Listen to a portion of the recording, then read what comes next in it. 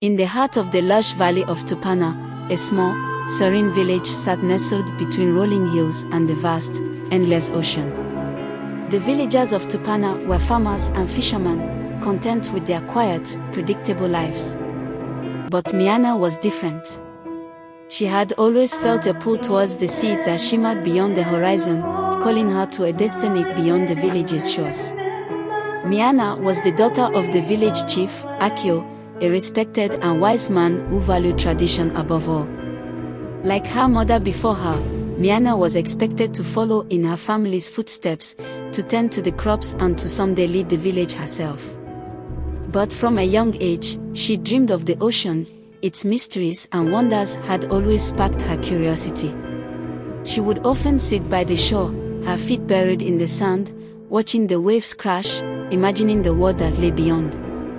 One night, the village was struck by a terrible storm. The ocean, usually calm and serene, roared with fury, sending massive waves crashing into the shores of Tupana. After the storm, the fishermen reported that their boats had been destroyed, and no one dared to venture out to sea. But the ocean was not the only thing affected. The village's crops began to wither, and their fresh water source, a sacred spring nestled in the mountains, started to dry up. The villagers feared their connection to the land and sea had been severed. Whispers spread that the village was cursed, and their ancient protector, the spirit of the sea goddess Naloni, had turned her back on them. Miana couldn't stand idly by as her village suffered. Guided by an ancient legend her grandmother once told her, Miana learned that many years ago, her ancestors had made a pact with Naloni. They promised to honor the ocean and the balance of nature. But as generations passed, the villagers had forgotten their promise. Driven by her desire to save her people, Miana decided she would journey beyond the reef to find Naloni and restore the bond between her village and the sea. Her father, Akio, forbade her from going, fearing she would meet the same fate as her ancestors who had tried and failed.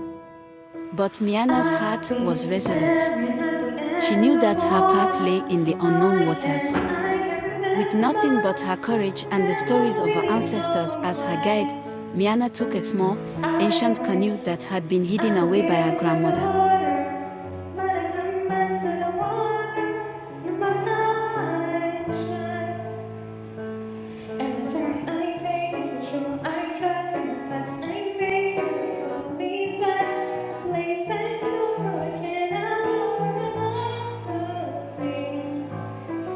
And just as Miana began to doubt her journey, she came across a magnificent island unlike any she had ever seen. Towering cliffs surrounded a glowing lagoon, and at its center stood a grand temple, where the spirit of Naloni was said to reside. Inside the temple, Miana encountered Keiko, the fierce guardian of the island, a being with the strength of the ocean itself. Keiko challenged her, testing her resolve. Only by proving her bravery, wisdom, and respect for the ocean's power could she gain an audience with Naloni. Through cleverness and heart, Miana passed the trials. When she finally stood before Naloni, she spoke not only of her village's suffering but of her deep respect for the ocean's majesty and the balance that needed to be restored. Impressed by her courage, Naloni granted Miana the power to restore harmony between the land and sea. With this newfound gift, Miana returned to Tupana, bringing the rain back to their crops and calm to their shores.